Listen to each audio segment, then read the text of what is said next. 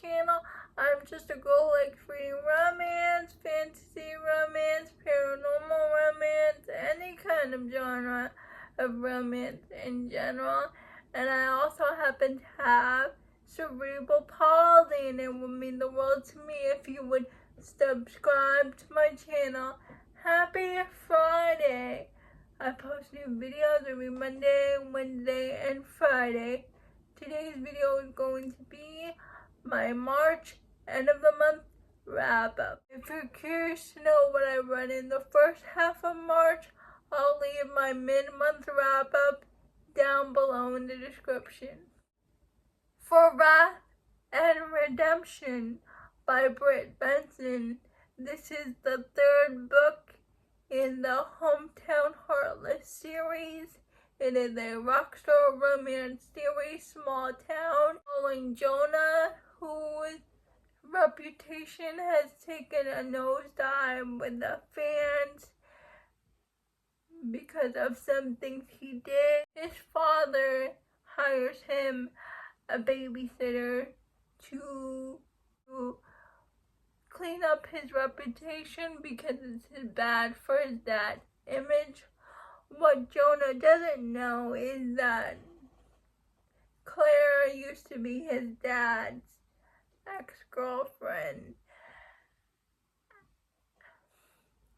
And Claire is actually a side character we meet in her Love My Next Life series, who has a strained relationship with her family.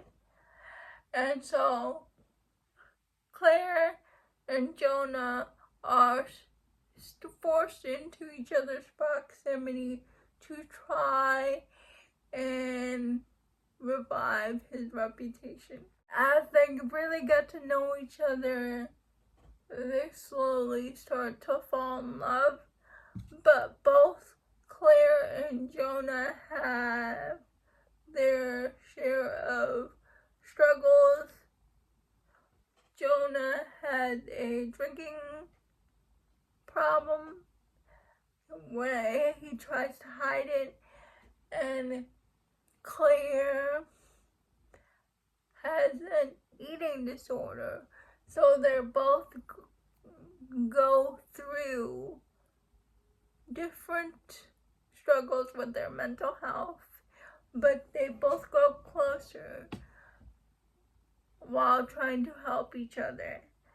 And it becomes a surprise baby romance, and I love this book. It was very emotional. I gave it 5 stars. The Way We Score by Tila Louise. It's a second chance romance. The hero and the heroine used to be childhood sweethearts, teenage sweethearts. The heroine is his younger sister's best friend, but they got separated when they went to college. Years later, the heroine is divorced, and the hero the break from his football career because his little sister is getting married to his best friend. So the hero and the heroine are in each other's proximity again because they are both a part of his sister's wedding. And they have a one-night stand, and the heroine ends up becoming pregnant. What I Should Have Said by Max Monroe. Girl Nora, who is about to get married to her groom, but doesn't go through with it because she gets this certain anonymous message from someone that pertaining to her husband-to-be. So she doesn't like what she's reading, so she hightails it out of there and goes to the small town where her grandmother and her older sister live. Her grandmother passed away, but her sister still lives there. And she meets this guy who's in his car, who she doesn't know the way to her sister's house, so he volunteers to take her there. And so they thought they would never meet each other again, but it turns out this guy is this famous artist who needs an assistant, and Nora applies for the job for the hero's assistant. I think the hero's name is Elliot's assistant, and Elliot is a single dad who has a very sick daughter who has, I think, similar to brittle bone syndrome, but very severe brittle bone syndrome. And trigger warnings, you know, the little girl, his daughter, will end up dying. It says that in the trigger warnings. But this book, although it was sad, it was hopeful at the same time. I listened to the audiobook of it and I loved it. I cried. 5 stars. I have binge read a whole series and I did a video on it. The Firebird Chronicles by T.A. White. I did a whole video on this series. So if you want to know my full thoughts, please go check out that video linked in the description. The first book is called Rules of Redemption. I gave it 5 stars. It's a sci-fi romance series following Kira and her best friend Jin as they navigate the world of the Tuan alien society. The second book is called Age of Deception. The third book is called Threshold of Annihilation. The fourth book is called Facets of Revolution. The fifth book is called Trials of Conviction. Give all the books in the series 5 stars. Blood Over Bright Haven by M.L. Wong. It is a fantasy book, and we follow Sorsha, whose dream is to become the first female mage alchemist. But when she gets there, she's faced with a lot of misogyny and a lot of setbacks. She's supposed to get an assistant, but that assistant, instead of an assistant, she gets a janitor. And in this world,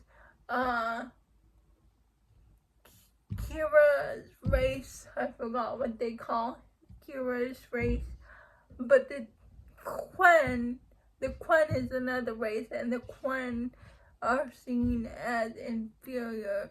And when Timmel and Sorsha work together, they uncover this conspiracy. What Sorsha know about her world has been turned upside down, and that's all I can really say. I give this book 5 stars. It's utterly heartbreaking, but I will read anything else M.L. Wong writes. Lady of Darkness by Melissa K.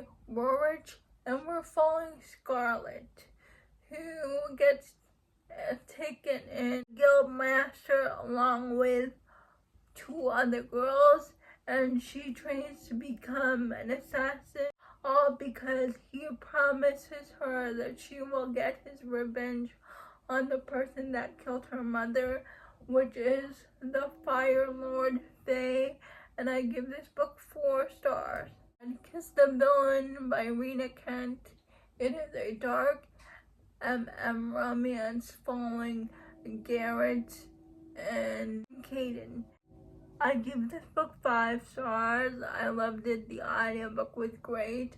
It's so twisty, but it's dark, so please check your trigger warning. Garrett wants this to take revenge on a certain person, so he goes to Maine. But before he can extract his revenge, someone foils his plans, and a non-con situation happens between them. Garrett goes to college one day. He meets his new professor.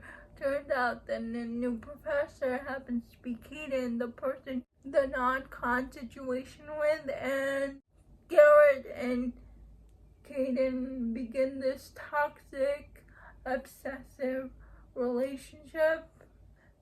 They are not good for each other, but they can't stay away from each other. My dark fairy tale. I read an arc of this book by Gianna Darling, and I can't say too much because it's not out yet. But I loved this book. I gave it 5 stars. It's good to be back in Gianna's Mafia world. Drop 3. It's the second book in the Atlanta Boy series by Indy Valentine. And if you guys don't know, Indy Valentine is Cheyenne from That Tall Girl, Brody, and Navy. Brody is Calloway's best friend, and Navy is Calloway's sister. In the previous book, we know that Calloway and Dakota got married in Fiji, and Brody and Navy were there as their witnesses, and something here happened romantically between Brody and Navy, but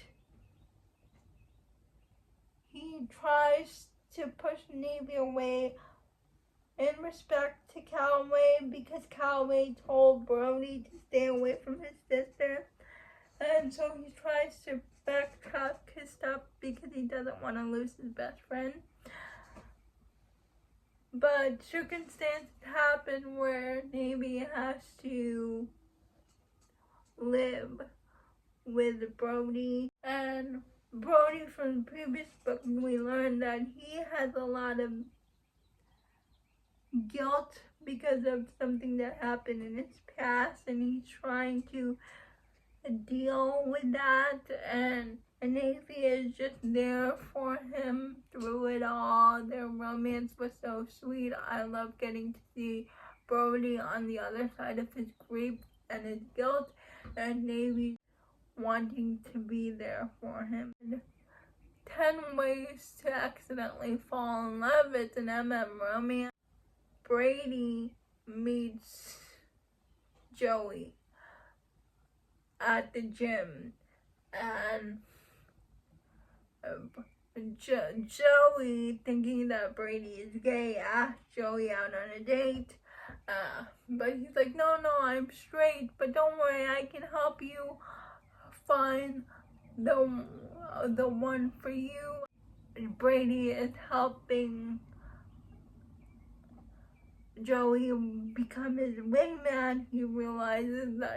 Brady realizes that he is falling in love with Joey, and so it's a friends to lovers romance, and I loved this book. It was sweet and so funny. It had me laughing out loud. I gave this book 5 stars. Those are all the books that I read. I forgot to mention I read The Nanny is Off Limits by Kiwi Tyler. I gave it 4 stars. And Merit by Devaney Perry. I gave it 5 stars. I would love to know. Please like, comment, and subscribe to my channel. Liking this video would help me out a lot. And I'll see ya